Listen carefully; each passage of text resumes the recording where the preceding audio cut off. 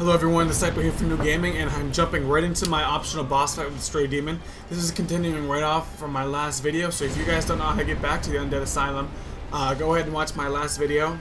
But I honestly think this is going to be the craziest Stray Demon fight on YouTube, because as you guys see later, there's a big surprise to me while I was playing, and a big surprise to probably everybody who's going to be watching. Well, first off, let's I got into the fact that I just jumped right into the battle. I almost forgot to record this, but I'm glad I recorded this run because I would have completely missed it and not have saved it on my hard drives. Some quick tips, really quick, just to give you guys if you're going to do the Stray Demon boss fight, because it is really helpful. It gives you 20,000 souls when you do defeat him. But don't start. I mean, it's usually best to start with the end in mind. Yeah. Oh, right here. Here's a surprise. My controller started dying.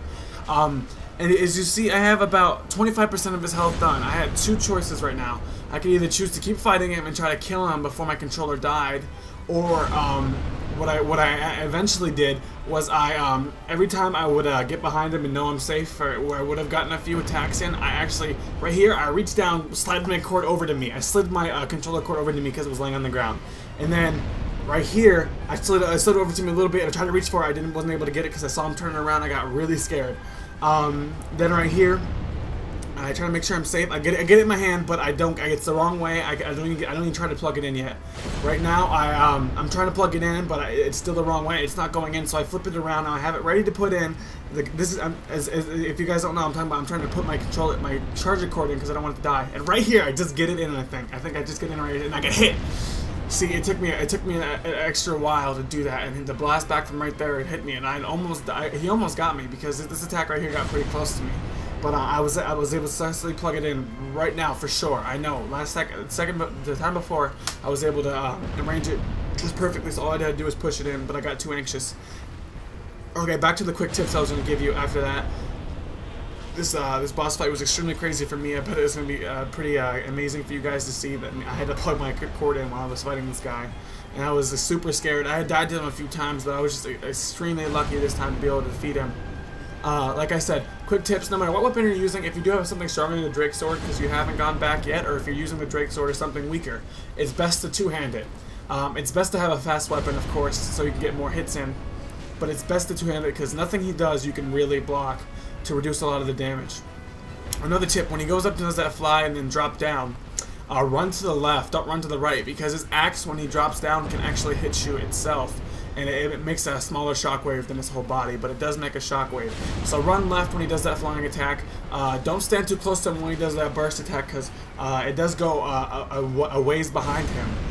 If you stand in the bus where he is, even though you think you're behind him, you're not safe. He will be able to hit you. And right here, you're going to witness me running left again. I've committed this to memory to learn how to fight this guy. I did a few practice runs, a few scout runs to see his tells and learn all his attacks and moves. He's not too tough. He's hard to.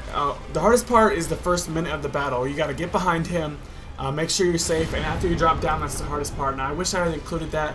I could include that from a fight I lost, if you guys would like. But when you drop down, you have a chance to heal right then as he charges towards you. And then I say you run left, you hold down the circle, and then you tap and jump to try to get out of his blast that he's going to do, similar to those, except it's more forward out in front of him. What else can I say? This fight is, like I said, I went over the fact this fight is crazy. My controller started dying. You might want to boost, it's not necessary, this is like the least necessary, but it will be helpful to you. You might want to boost your endurance to raise your stamina a bit, because you will be able to dodge more often, run away more, get more hits in between while he is doing his attacks and leaving himself open. See, it takes stamina to run, it takes stamina to attack, and if you slow yourself down too much, you will get hit. And that'll make the fight a lot more difficult and lead to you eventually dying if you take enough hits. Light armor is a must, of course.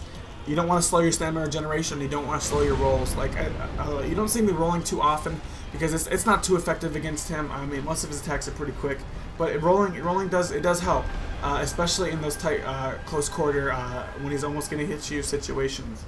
What else can I say? Oh yeah, my channel recently just hit 51 subscribers, and that is just insane.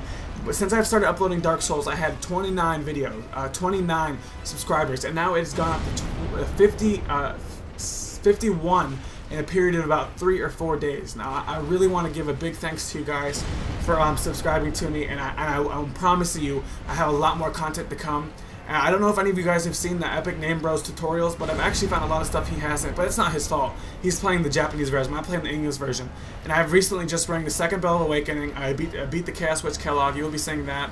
You'll also be seeing me fight the Gaping Dragon if you subscribe, which was patched to be more difficult. Right here I get him, I get my souls, and I'm about to show off a little bit. But yeah, I'm going to fight the Gaping Dragon, and he was patched to be, he had more moves added to him. He actually grabs me one time and throws me in his chest. But this video is coming to an end. Go ahead and subscribe, like, and favorite the video if you guys liked it and want to see more. Love you guys. Thanks for tuning in.